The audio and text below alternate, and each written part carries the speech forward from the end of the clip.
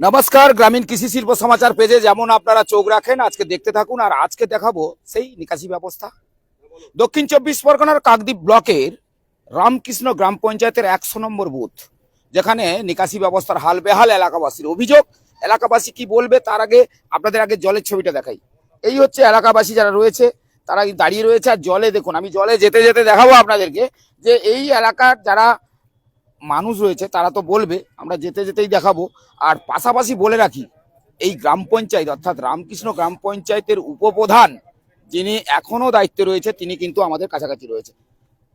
Sir, আপনি তো দীর্ঘদিন ধরে অঞ্চলের দায়িত্ব থাকলেন, এখনো রয়েছেন না, এইরকম একটা দায়িত্ব পরিস্থিতি। তো বলতে 2.5 বছর আমি দায়িত্বে এসেছি।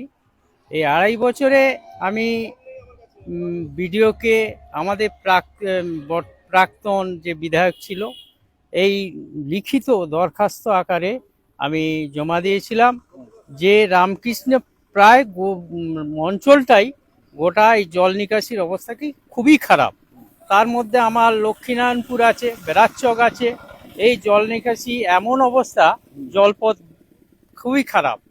আমার এই জলপথে নতুন রাস্তা থেকে রামকৃষ্ণ গ্রাম পঞ্চায়েতে যে নিকাশি ব্যবস্থা ছিল, বর্তমান দু সাইডে ঘরদোর করে বন্ধ হয়ে যাওয়ার লক্ষণ।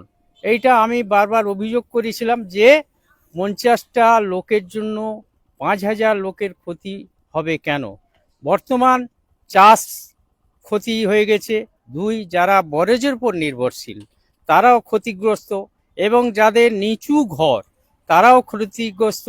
আমি বারবার অভিযোগ দিয়েছিলাম যে যেটা রামকৃষ্ণ অঞ্চল থেকে নতুন রাস্তার মোড় হয়ে স্কুল মোড়পন্থী যে জল নিকাশিটা গিয়েছে, এইটা পুরা ড্রেজার দিয়ে, তখন 100 দিনের কাজও বন্ধ ছিল, ড্রেজার দিয়ে সংস্কার করা হলো, কিন্তু সেই নিকাশির জন্য কোনো টাকা পয়সা আমাদের রামকৃষ্ণ গ্রাম পঞ্চায়েতে দেওয়া হয়নি। আর আপনাদের সরকার, তদানীন্তন সরকার, কোনো তৃণমূল কংগ্রেসের সরকার, তো আপনারা তো দায়িত্ব নিয়ে বলেছেন এলাকার উন্নয়নের ধারাবাহিক বইছে, উন্নয়ন বইছে, এটাই কি উন্নয়ন?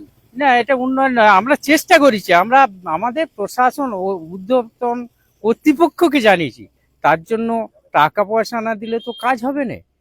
আপনি উপপ্রধান থাকার পরেও আপনার কথা শুনছে না? না, সবই একই সিস্টেম, মানে সব জায়গায় জল নিকাশি খারাপ, তার মধ্যে রামকৃষ্ণ সবচেয়ে আরো খারাপ। আচ্ছা, আপনি এটা বলুন তো, আপনার পাশে রয়েছে কালনাগিনী নদী, পাশে রয়েছে হুগলি নদী, তার মরিগঙ্গা নদী এবং বে অফ বেঙ্গল অর্থাৎ সাগর, যেখানে জল মানে থই থই করছে। আর আপনার এই পাশে নদী থাকার পরে না, জল তারপরে এটা কি করে হয়? তারপরে এর আগে আমি তখন ছিলাম না, তার আগে আমরা ওই বাঁধের উপরে 3খানা ভোল দিয়েছিলাম, সেই ভোলে এখনো জল বেরোচ্ছে। তবে আমার পরিকল্পনা অন্য ছিল, যেহেতু এটা পারিনি। আবার ওই মোল্লা ভোল হতে পুরা নদী বাউন্ডারি পর্যন্ত একটা ড্রেনেজের একটা দেওয়া ছিল, ড্রেনটা করে ওখানে একটা ক্যালভার্ট, ওটা করলে আমার লক্ষ্মীনারায়ণপুর বাঁচত, সেনের চক বাঁচত, বেড়াচকও অনেকটা বাঁচত। কিন্তু সেটার জন্য খালের উপরে, নদীর উপরে কোনো সবুজ সংকেত আমরা পাইনি, কারণ নদী যে কোনো টাইমে ভেঙে আসবে, ওখান থেকে নাসা পড়বে, সেই জন্য ওটা দেয়নি। তবু আমরা জোর করে বেআইনিভাবে, বলতে পারো আইনের পদ্ধতি গেলে তো এরিকেন পারমিশন দেবে না, আমরা গ্রামবাসীর পক্ষ থেকে হয়ে ওই ভোলগুলো দেওয়া আছে, সেই ভোল দিয়ে যতটা পাচ্ছি জল টানছে, কিন্তু সে হারে জল টানতে পারেনি। এখন তো এই সময় আমন ধানের চাষ, আর হ্যাঁ। চাষিরা যদি এই ধান মানে যে এক ফসলি বীজ, এক ফসলি চাষ, এ তো নষ্ট হয়ে যাবে। হ্যাঁ, নষ্ট হবে। তা চাষ না হলে খাবেন কি? তা এবারে আমরা গভর্নমেন্টকে আবার জানিয়েছি, এবার এখানে তো আর জল নেই সে দু ফসলি চাষ করা, সেই জন্য খুবই সংকট অবস্থা। চাষের থাকতে আরো সংকট, যারা বরজে একটা বরজ পিছনে করতে গেলে 1.5-2 লাখ টাকা করে খরচ, সেই বরজে পরে বহু মানুষ নির্ভরশীল, সেই বরজও নষ্টের পথে। বর্তমান গভর্নমেন্টকে আমরাও জানিয়েছি যে জল নিকাশির জন্য, তার জন্য এখন কি চাইছেন? এখন আমরা জল নিকাশি, আপনি তো দায়িত্বে রয়েছেন, দায়িত্ব এখনো দায়িত্ব থাকলে তো, রয়েছে। হ্যাঁ দায়িত্ব আছে, আমরা চেষ্টা করছি, কিন্তু হ্যাঁ, এই অর্থ কথা নয়। কি সাধারণ মানুষ শুনবে? চেষ্টা করছি, না। আপনাকে জনপ্রতিনিধি হিসাবে অঞ্চলে একটা দায়িত্ব দেওয়া হয়েছে, হ্যাঁ, সেক্ষেত্রে আপনি বলছেন আপনি চেষ্টা করছি। হ্যাঁ, এই কথাটা যারা সাধারণ মানুষ আপনাকে জনপ্রতিনিধি হিসাবে চেয়ারে বসিয়েছে, হ্যাঁ। সেক্ষেত্রে আপনি এই কথা বলবেন? না, সে তো আমরা কি করব, আমাদের কি টাকা পয়সা না, এর আগে তো টাকা পয়সা যদি দিত আমরা অনেক আগেই সংস্কার করে দিতাম। কি নাম আপনার? আমার নাম অজিত কুমার রাজ, অযোধ রাজ, রামকৃষ্ণ গ্রাম পঞ্চায়েতের উপপ্রধান রামকৃষ্ণ গ্রাম পঞ্চায়েতের। অর্থাৎ বুঝতেই পারছেন যে রামকৃষ্ণ গ্রাম পঞ্চায়েতের উপপ্রধান স্বয়ং বলছে উনাকে জনপ্রতিনিধি হিসাবে এলাকার মানুষ কিন্তু সেই চেয়ারে বসিয়েছে। আর আজকের এলাকার মানুষ কি বলবে? আমি তো এই জলে যাব, আপনাদের দেখাবো কি সমস্যা হয়েছে। দাদা, সমস্যা বলতে দীর্ঘ কয়েক বছর তো আমরা বৃষ্টি হলেই জল ডুবে যাচ্ছে, ঘরে ঢুকে যাচ্ছে, পুকুর ডুবে যাচ্ছে, চাষ করতে পারছি না, ফসল নষ্ট হয়ে যাচ্ছে, আমাদের পায়ে যেতে হাজা পড়ে যাচ্ছে, সব শেষ, আমাদের কিচ্ছু অবস্থা, ঘর বাড়ি সব চলে যাচ্ছে। আচ্ছা, এখানে তো গ্রাম পঞ্চায়েতের উপপ্রধান, তিনি তো বললেন, হ্যাঁ, ওনাকে বলা হয়েছে, বারবার করে বলছে আমাদের উনি তো সেরকম প্রশাসনিক দায়িত্ব, আপনারই তো প্রতিনিধি করে পাঠিয়েছেন গ্রাম পঞ্চায়েত। প্রতিনিধি করেছিলাম, আমরা হয়তো জানি উনি ভালো কাজ করবে, ওই তো ওনার কথা বললেন। তো কি আর বলবো ওনাকে, উনি সবাই ওনাকে শ্রদ্ধা করে, আমরাও শ্রদ্ধা করতাম, ভালোবাসতাম, জানতাম উনি উপরে গিয়ে কাজ করবে, উনি জন্য অনেক পাঠিয়েছিলাম প্রতিনিধি হিসাবে। তো এখন দেখতে হচ্ছে ওর কোনো যোগ্যতাই নেই। কিন্তু এ তো বর্ষাকাল, যেখানে এখন সাপের আমি কি উপদ্রব করতে হবে, পারবো? এখন তো সাপের আমি তো উপদ্রব একা হবে। আমি তো একা প্রতিনিধি, আমি জনগণ নয়, আমি তো একাই তো ভোট দিইনি, আরো তো জনগণ আছে, আবার তো অন্য লোকের থেকে আপনি শুনুন। এটা কতদিন ধরে এইভাবে অবস্থায় রয়েছে? এটা দীর্ঘ তো কয়েক বছর বৃষ্টি হলেই ডুবে যাচ্ছে। কি নাম আপনার? আমার নাম দিলীপ কর। এই জায়গাটা কোন জায়গা? এটা হচ্ছে দক্ষিণ লক্ষ্মীনারায়ণপুর, লক্ষ্মীনারায়ণপুর। কত নম্বর বুথ? 100 নম্বর বুথ। তো এইরকমই সব বুথেই হাল এই। সব বুঝে মেন জায়গা, সুইলি গেট বন্ধ, খাল বন্ধ, সব দিকে বন্ধ, জল কোথায় যাবে? আপনি কি বলছেন? আমি তো এলাকার মানুষ, আমি এই জলে বলছি, জলে যাবো, আমি জলে জলে যাবো, মানে 100 নম্বর বুথের হ্যাঁ। একজন সদস্য। তা এই জল নিকাশির প্রচুর খারাপ আমাদের এখানে, এই নদী বাউন্ডারি থেকে আর আমাদের এই যত স্কুল মোড়ের কাছ থেকে যত চাপ, জলের চাপ হয় আমাদের এই লক্ষ্মীনারায়ণপুরের উপর থেকে, যাতে করে ভালোভাবে একটা কিন্তু এই যে বর্ষা জল যদি জমে থাকে, সাপে বাড়িতে বাস করতে পারবেন তো? বাড়িতে তো বাস করা মুশকিল, একেবারে জল সব সময়ের জন্য ভর্তি আমন হয়ে ধানের চাষ আছে। হবে? আমন ধানের চাষ তো বন্ধ হয়ে যাওয়ার আপনারা তো কৃষক মানুষ, হ্যাঁ, কি হবে? আমরা ওই মানে জল নিকাশি ভালো করলে তবে চাষ হবে, না হলে কি করে হবে? আমরা তো এরকমই ভাবে থাকতে হবে, আর কোনো রকম কোনো উপায় নেই। কিন্তু কোনো দিক প্রধান থেকে সাহেব কোনো উপায় বলছে, নেই। আমি চেষ্টা করেছি, অর্থ দেয়নি। তাহলে তদানীন্তন সরকারের যে উন্নয়নের ধারা, সেটা কি এই উন্নয়নের ধারা? আর উন্নয়নের ধারা উনি বলছে যেরকম সেই রকমই ধরনের আমরা তো শুনেছি, আর এখন তো শুনতে পাচ্ছি সেই জলের মধ্যে দিয়ে আমরা ভাসছি, এই তো জল দেখুন। আর এই সরকারের বয়স বেশি দিন হয়নি, 2.5 মাস হয়েছে। হ্যাঁ, তো এই সরকারের কাছে কি বলবেন? এই সরকারের কাছে কি বলবো, আর আমাদের ওই নিয়ে এই ড্রেন গুলো একটু পরিষ্কার করতে হবে, জল নিকাশি পরিষ্কার করতে হবে, যদি হয় জল, এই চাষটা যদি কি করা নাম যায়। অরুণ কুমার মন্ডল, আপনার এখানেই বাড়ি? এখানেই বাড়ি, দক্ষিণ লক্ষ্মীনারায়ণপুর, দক্ষিণ সরকারপাড়ায়। আপনি কি বলছেন বলুন, একটু চলে আসুন, আমি যাব, জলে যাব। দর্শক যারা দেখছে, দর্শকদেরকে বলছি যে আপনারা বুঝতে পারছেন এখানকার পরিস্থিতি, অর্থাৎ এখানকার গ্রামবাসী, তাদের অভিযোগ যে তদানীন্তন উন্নয়নের ধারাবাহিক কিন্তু এইভাবে উন্নয়ন হয়েছে, আর তার ফলে কি হয়েছে যে এখানকার যারা এই যে এলাকার মানুষজন, তারা কিন্তু বলছেন যে আর কি করব, যাদেরকে পদাধিকার বলে দায়িত্ব দিয়েছিলাম, জনপ্রতিনিধি হিসাবে বসিয়েছিলাম, তারা যদি এই অবস্থা করে রাখে, তাদের নাকি অর্থ নেই, তাহলে এই যে এলাকার মানুষ জলে পচে ডুবে, অর্থাৎ এই সময় কিন্তু বর্ষাকাল আর সাপের উপদ্রব হবে, তার পাশাপাশি আমন ধানের চাষ, চাষিদের তো মাথায় হাত। তবে যাই, আপনি কি বলছেন বলুন। দেখুন, এখানে কয়েক বছর ধরে টোটালি বৃষ্টি হলেই পরে সমস্ত বাড়িঘর এবং চাষ জমি, টোটাল এলাকা হচ্ছে তোমার জলমগ্ন হয়ে থাকে। আর তাছাড়া আমরাও চাষি, চাষ করতে হয় আমাদেরকে। আমাদের রামকৃষ্ণ অঞ্চল, টোটাল এই রামকৃষ্ণ অঞ্চলের মধ্যে যে সমস্ত চাষি কয়েকশো একর জায়গা, টোটাল এই বছর চাষই হবে না, মানে পুরো চাষের যে বীজ, মানে মানে বেয়ান তোলা, সেই তোলাগুলো পুরো নষ্ট হয়ে গেছে জলে। এখনো পর্যন্ত আপনি চলুন, সামনে আরো দেখাবো আপনাকে, টোটালি তলাগুলো পুরো নষ্ট হয়ে গেছে। হ্যাঁ, এবারে হচ্ছে তোমার আপনার ওই সামনে হচ্ছে তোমার আমাদের বলদেবপুর 103 নম্বর বুথ, ওই রামকৃষ্ণ গ্রাম পঞ্চায়েতের হাল কি এই? এটা কি উন্নয়ন? না, এটা উন্নয়ন তো বলা যাবে না। আপনারা তো জনপ্রতিনিধি হিসাবে ওনাকে তো ইয়ে করেছেন। এই জল নিকাশির জন্য আমরা বারবার হচ্ছে তোমার পঞ্চায়েত থেকে, বিডিও অফিস থেকে বারবার আমরা লিখিত দিয়েছি, জমা দিয়েছি, কিন্তু ওরা এখনো পর্যন্ত সেটা কিছু করে উঠতে পারেনি। আপনার কি নাম? আমার নাম গণেশ তুং, আমি বলদেবপুরেই মানুষ। 100 আপনি একটু ক্যামেরা নিয়ে জলে আসুন, আমি একটু দর্শকদের দেখাই আজকের এই সিচুয়েশনটা দেখাই। এই যে একটা পরিস্থিতি, এখানকার মানুষ যে অভিযোগ করছে, সেই অভিযোগটা যে কতটা বাস্তবে সত্য সেটা একটু না দেখালে আপনারা বুঝতে পারবেন না। কারণ আমি এই কয়েকদিন ধরে এই নিকাশি ব্যবস্থার যে হাল বেহাল সেগুলো কিন্তু এই সুন্দরবনের এলাকায় বিভিন্ন জায়গা থেকে আমি দেখিয়েছি, তুলে ধরেছি। আজকের দেখাচ্ছি রামকৃষ্ণ জিবির 100 নম্বর বুথ, তার সেই এলাকায় এই আমি জলে যাচ্ছি।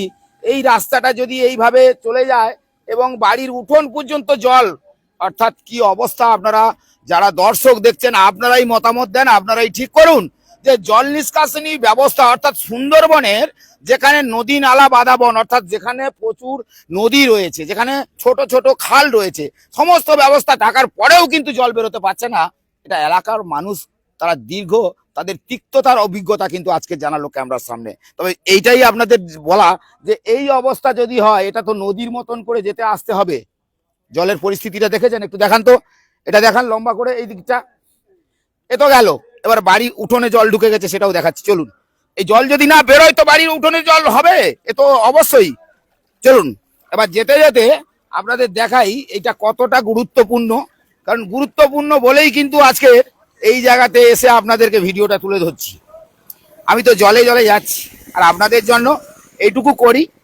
আর এখানে একটু দেখাই, আমি আপনার বাড়ি তো এখানে, হ্যাঁ আমার বাড়ি এখানে। তো এইরকম একটা পরিস্থিতি, আপনি যদি বলেন যে এই পরিস্থিতিতে যিনাকে প্রতিনিধি হিসাবে আপনারা পাঠিয়েছিলেন তিনি বলছে অর্থ বরাদ্দ হচ্ছে না, তাহলে তৎকালীন সরকারের কি এটা উন্নয়ন? আচ্ছা, দুটো কথা বলি। বলুন। আমি ইতিমধ্যে আমার 103 নম্বর বুথে বাড়ি। আমি ইতিমধ্যে পঞ্চায়েত দপ্তর থেকে আমি আমার কয়েকজন বাসিন্দাকে নিয়ে আমি ওনার কাছে দিয়ে এসেছি, কি বলে ডেপুটেশন দিয়ে এসেছি।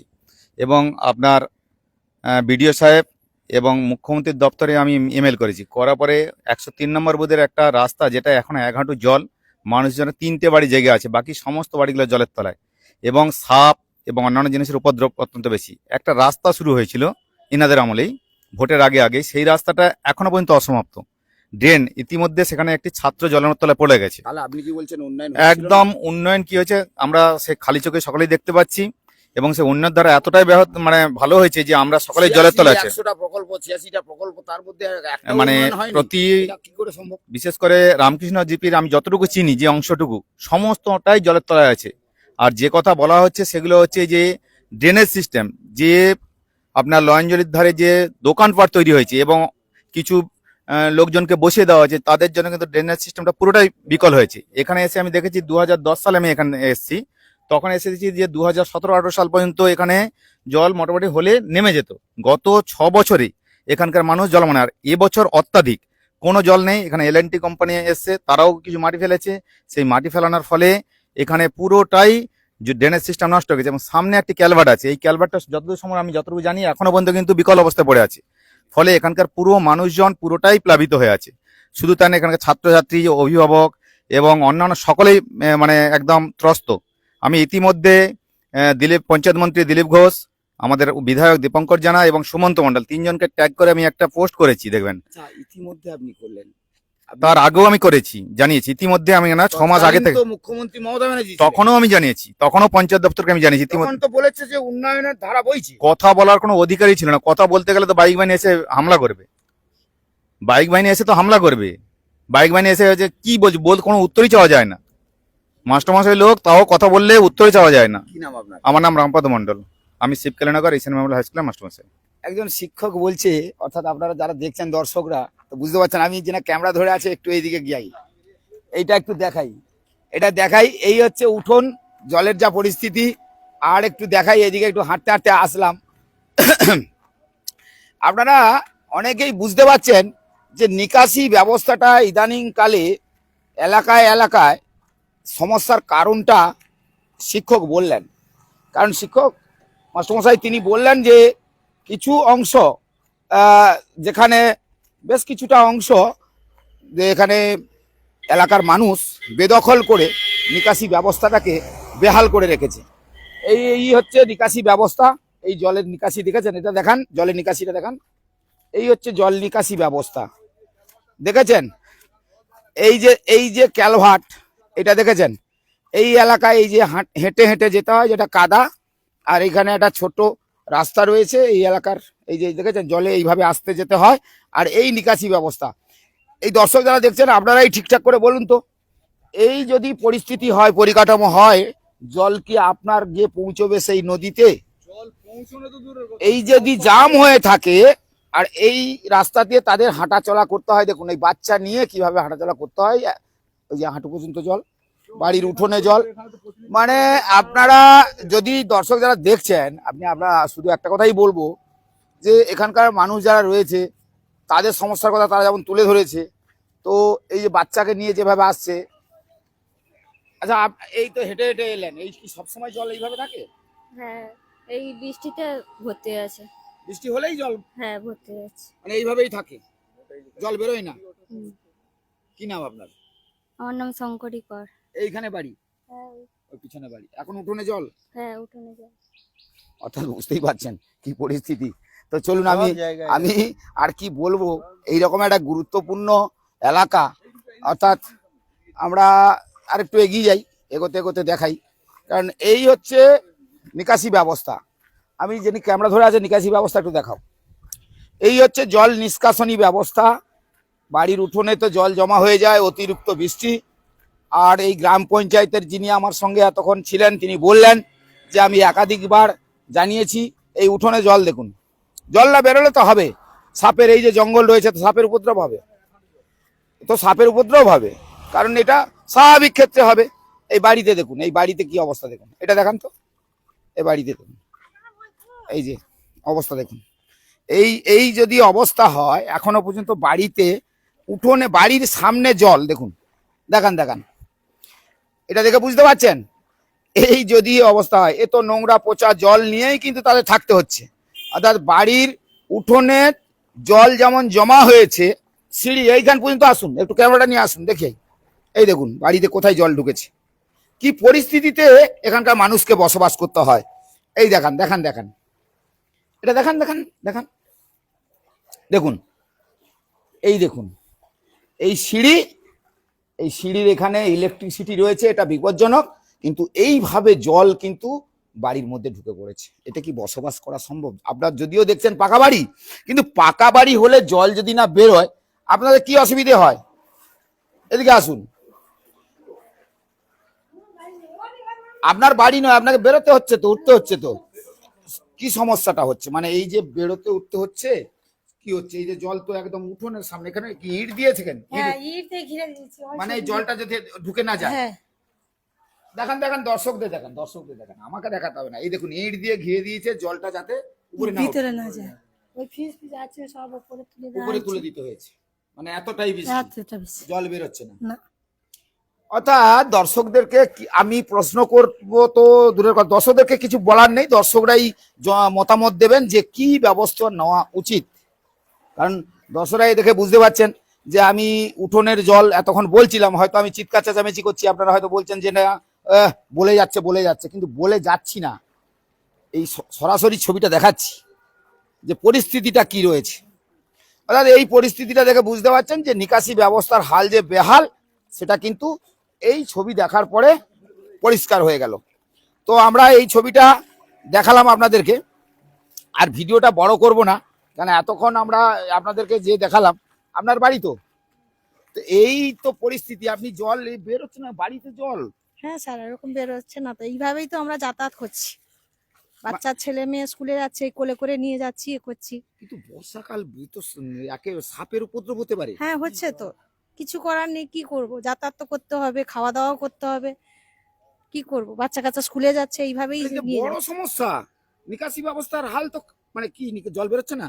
না, পুরো একদম এলাকা পুরো ডুবে এই আছে। তো উপপ্রধান সাহেব বলছেন, আমি অনেকবার আবেদন করেছি, জল বেরোনোর জন্য বিভিন্ন ব্যবস্থা নিয়েছি, কিন্তু জল নিকাশির জন্য তো মানে কি বলে, হুম। একজন এমএলএ এমপি এরা তো বড় বড় টাকা এদের কাছে থাকে। একটা পঞ্চায়েত কত দেয়? একটা পঞ্চায়েতকে দেয় 1 কোটি টাকা। 1 কোটি দিলে তার বিভিন্ন গাইডলাইন থাকে, এই শিশুদের জন্য এত, আর কি বলে টিউবওয়েলের জন্য এত। কাদের জন্য করছেন? এটা পাবলিক, তার গাইডলাইন গাইডলাইন আছে, কিন্তু কাদের জন্য? পাবলিক জনগণের জন্য। জনগণ যদি জনগণ জনগণ- যদি জলে ডুবে পচে মরে যায়, কিন্তু তারপরে আমরা আর কি হবে টাকা? আমরা তো একটা গাইডলাইন ভেঙে একটা গাইডলাইন বলে আমাদের হাজত বাস করে দেবে। একটা ধরুন আমি একটা বলে দিচ্ছি, একটা স্কুলের জন্য এই টাকা দেবে, কাজ করা হবে। আর এবারে যেমন দিয়েছে শিশুদের জন্য একটা কাজ করতে হবে, তাদের খেলাধুলা, সেই টাকা ভেঙে তো আমরা জল নিকাশের পথে, কিন্তু জল নিকাশের সামান্য এই টাকায় তো কিছু হবে না। এর জন্য বড় টাকার দরকার, যেটা এমএলএ এমপিরা করতে পারবে। দেখার পরে যে ঘোরান ঘোরান, এমএলএ এমপিদের দ্বারাই সম্ভব। দেখেন দেখেন, ওই দেখুন জল কিভাবে এবং করে আসতে হচ্ছে। এই লোকগুলো যত রাস্তার দু সাইডে যা লোক বসেছে, আগে ছিল ওই ইয়েতে তুলো গোডাউনের কাছে কিছু, কারা সেই- বসিয়েছে? তখন কারা বসিয়েছে? সিপিএম এর কিছু নেতা ছিল, তারা ওইসব পূর্ব বাংলার লোক এসেছিল, তাদের দু সাইডে বসিয়ে দিয়েছে। আবার এই রাস্তার ধারে যেসব দোকানপাট এরাও বসিয়েছে, এখানে বসিয়ে দিয়েছে। বসাবার জন্যই জলপথ পরপর বন্ধ হয়ে গেছে। আমরা বারবার আবেদন এর আগেও বলেছি যে এই জলপথটা ক্লিয়ার করা হোক। তখন আমি পঞ্চায়েত মেম্বার হয়নি, তার অনেক আগে থেকে আমাদের ছিল আন্দোলন।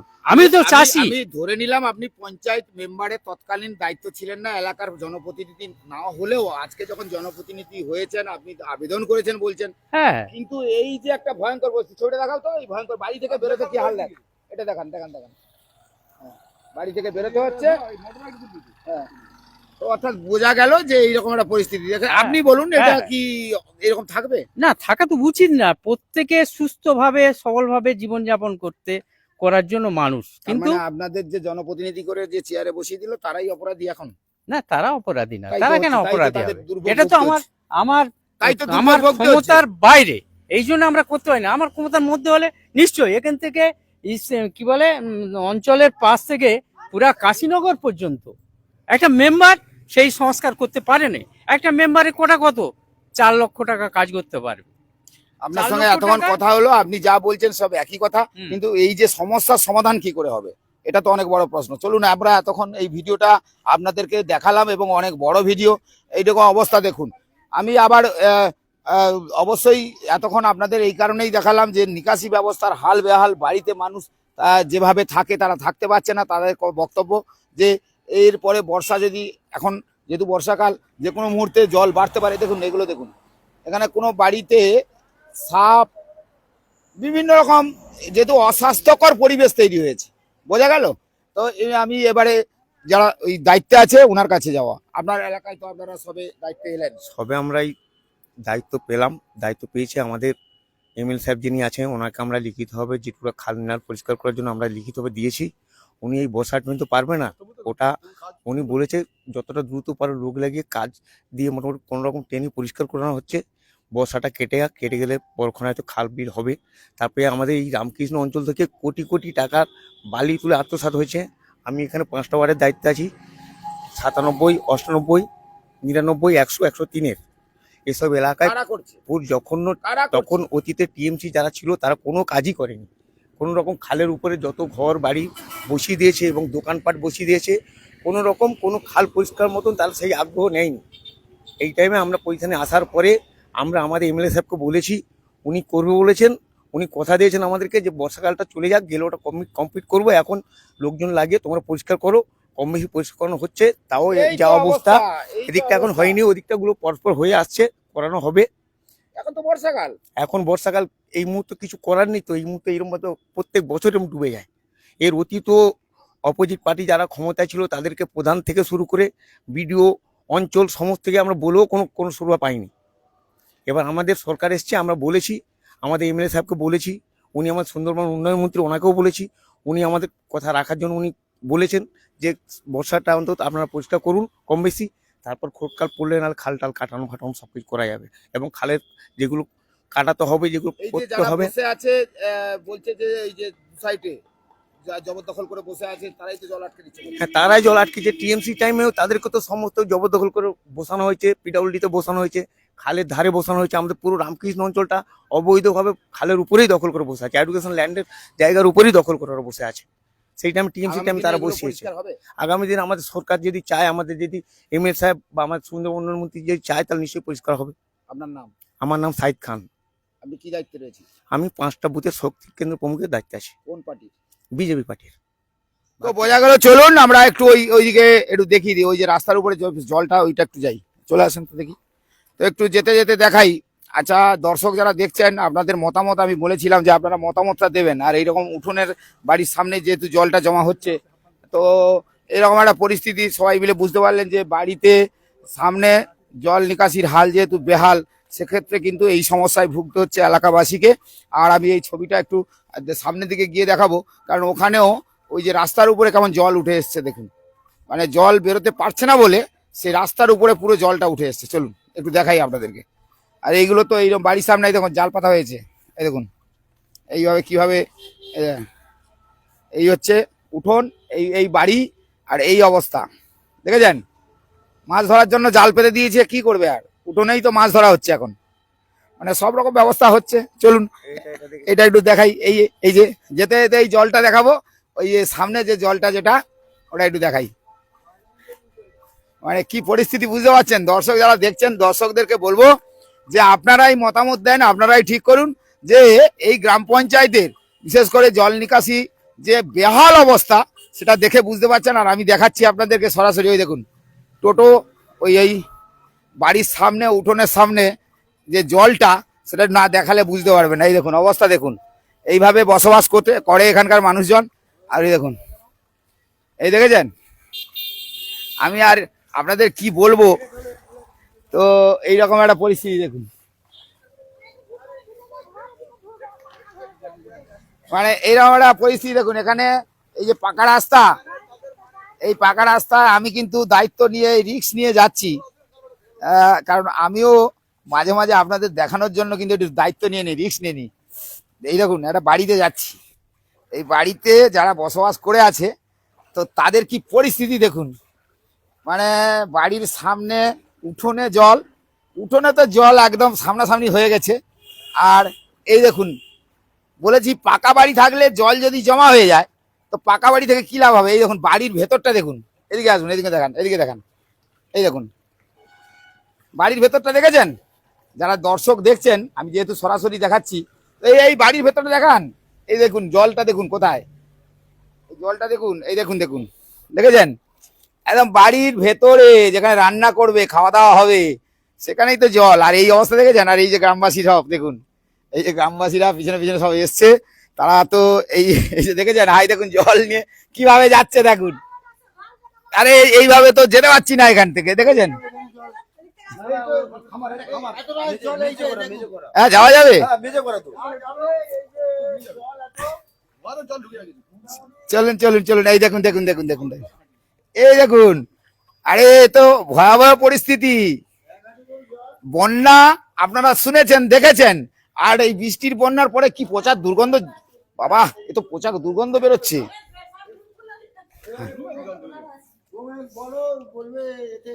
এই যে দেখেছেন, দেখেছেন, এই দেখুন উঠোনে উঠছি, দর্শকরা দেখছে, সে পড়ে যদি যাই আর কি করব। কষ্ট করে এসেছি দেখাবো।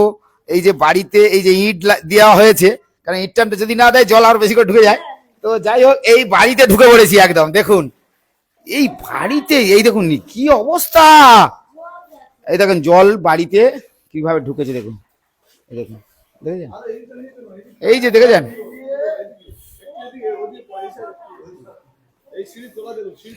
মানে কি অবস্থা। যারা দর্শকরা দেখছেন বুঝতে পারছেন, এটা দেখান।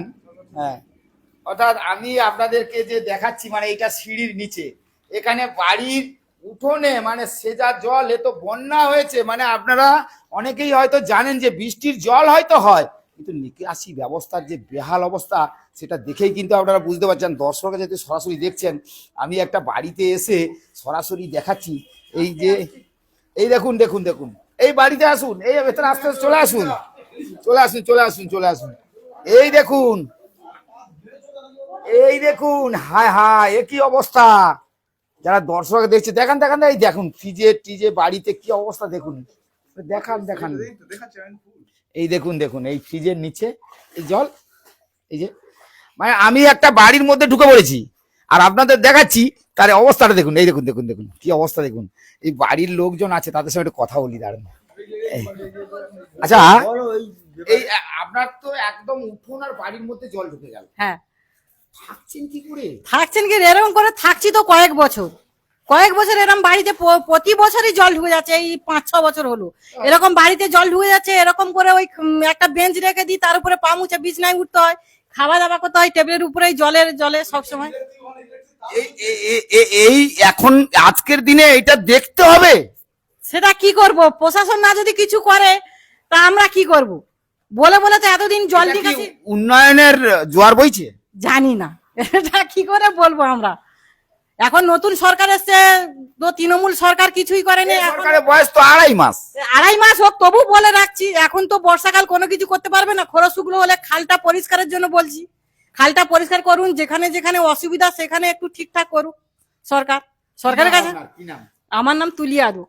এটা এই জায়গাটা কোন জায়গায়? এটা 8 নম্বর নতুন রাস্তা, এটা দক্ষিণ লক্ষ্মীনারায়ণপুর। নারায়ণপুর, হ্যাঁ। বাবা কি পরিস্থিতি! আমি যদি এইগুলো না দেখাতাম, এ তো মানে বাড়ির মধ্যে, এটা তো মানে আমি তো ভাবতে পারছি না। সুন্দরবনে যেখানে একেবারে নদীর ধারে যারা বসবাস করে তাদের সেখানে জল এইভাবে থাকে না, তবুও তারা বের করে দেয়। কিন্তু এইরকম একটা পরিস্থিতি, আর এই জল পচে যাবে, সামনে সাপ টাপ, এ তো একটা বিভৎস কাণ্ড। মানে এটা তো ভাবা যাচ্ছে না। আর আমি তো কষ্ট করেই তো বুঝতে পেরেছেন, কারণ আমিও কষ্ট করে কিন্তু আপনাদের এই ছবি দেখানোর জন্য বেরিয়ে পড়েছি। আপনাকে বলেছি যে যে সমস্ত ভিডিওগুলো আপনাদের কাছে তুলে ধরবো, যেগুলো না দেখলে আপনারা বুঝতে পারবেন না। দেখেছেন বাড়ির কি হাল, দেখেছেন এই বাড়িতে রান্না বান্না করে এরা তো কিভাবে চলবে, কিভাবে খাবে, তাদের তো পরিস্থিতি দেখে বুঝতে পারছেন। আর আমার মাছ, এখানে মাছ, আর মাছ আসবে না কি হবে? মাছ তো উঠোনের চারদিকে মাছ বইবে, মাছ এ করবে, মানে জলের যা পরিস্থিতি, যা কি বলবেন আপনারাই নিজেরা মতামত দিন। আর আমি আপনাদের দেখাচ্ছি, দেখেছেন তো পরিস্থিতি, দেখেছেন এই দেখুন। আমি জলে এখন আমার 1 হাঁটু জল, ওনাদের উঠোনে, মানে এদের সামনে যেটা আমরা উঠোনই বলি, তো এইরকম জল, এইরকম অবস্থা। আর এই যে ম্যাডাম বলে দিয়েছেন একটু আগে যে এই জলে আমরা রান্নাটা বাইরে করি, আর তারপরে এখানে নিয়ে এসে একটা টেবিল দিয়ে তারপরে খাওয়া দাওয়া করি। মানে কি পরিস্থিতি বুঝতে পারছেন? কি বলবো আমি, এই বর্তমান সরকারের কাছে আমরা বলবো যে ইমিডিয়েট বিশেষ করে নিকাশি ব্যবস্থা, কারণ সাধারণ মানুষের যদি এই হয়রানি হয়, আর উন্নয়ন করে কি লাভ? উন্নয়নের জোয়ার বইছে, সে আর কি উন্নয়নের জোয়ার বইছে? তো এই ছবি দেখার পরে আপনারাই বিচার করে বলুন যে উন্নয়নের কি জোয়ার বইছে। অর্থাৎ বুঝতেই পারলেন, আমি এতক্ষণ যে দেখাচ্ছি আপনাদেরকে কষ্ট করে, ভিডিওটা হয়তো একটু বড় হচ্ছে, কিন্তু উন্নয়নটা কি জোর হয়েছে এখন আমি এই জলে না এলে, আর আমি তো জানেন একদম সরাসরি সেই মাঠে ঘাটে গিয়ে পৌঁছে যাই আর সেই উন্নয়নের ছবিটা তুলে ধরি। হ্যাঁ উন্নয়ন হয়েছে, তো আমি এটাও বলি উন্নয়ন হয়েছে। তা বলে কি আগে মাটি রাস্তা ছিল, কাঁচা রাস্তা ছিল, কংক্রিটের হয়েছে, পিচের হয়েছে, ইটের হয়েছে, কিন্তু হয়েছে ঠিকই।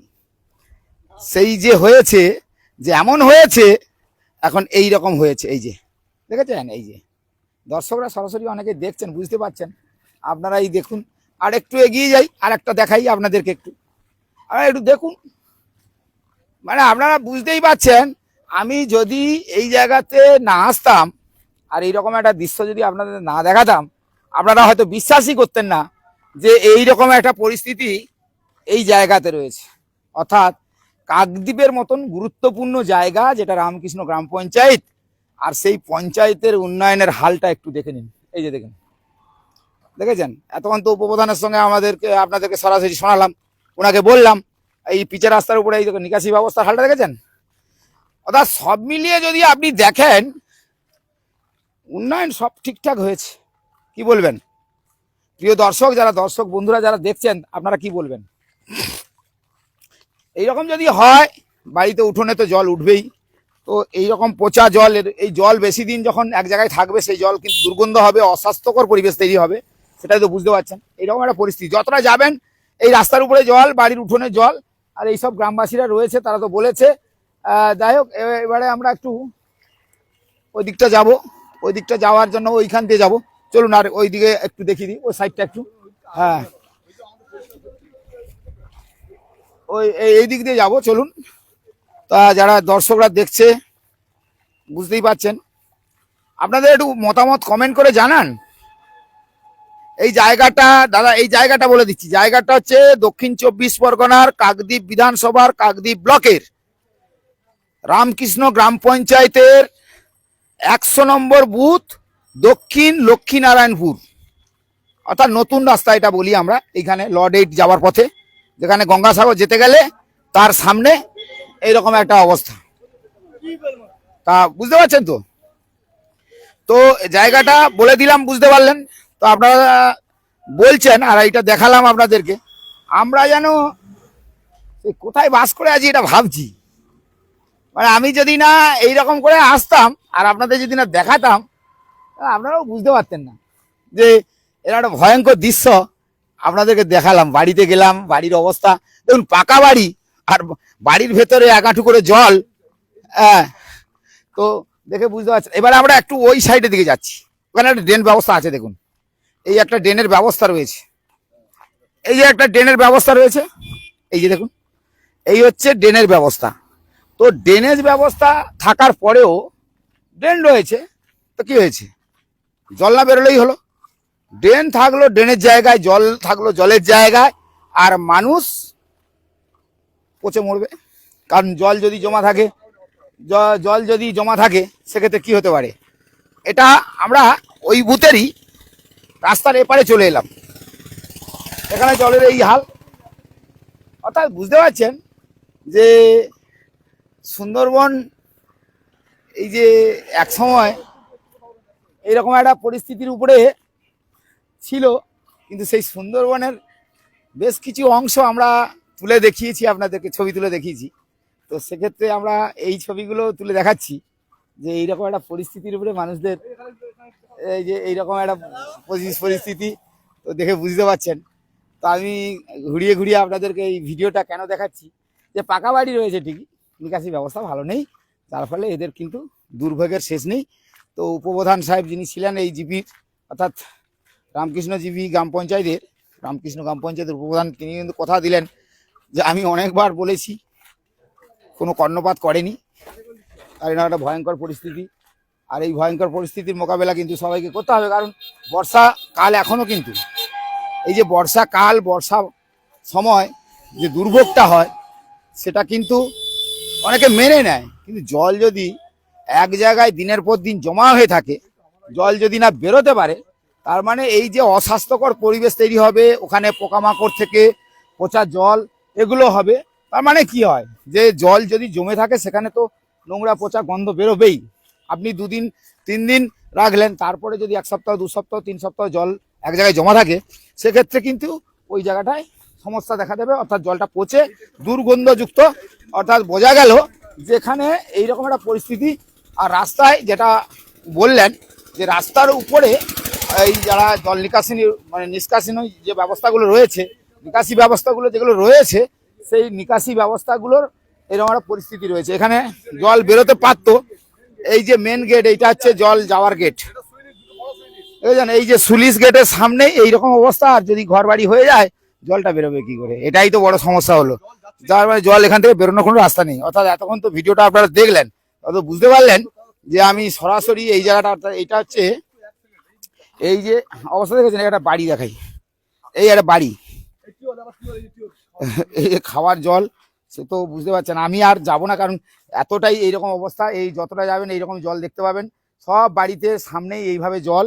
আর কি বলা যেতে পারে, আপনারাই মতামত দেবেন যে আগামী দিনের সুন্দরবনের যে উন্নয়নের যে ধারা, সে কি উন্নয়নের জোয়ার বইবে না এইরকম জলে ডুবে থাকবে? আপনারাই মতামত দেবেন। সবাই ভালো থাকবেন।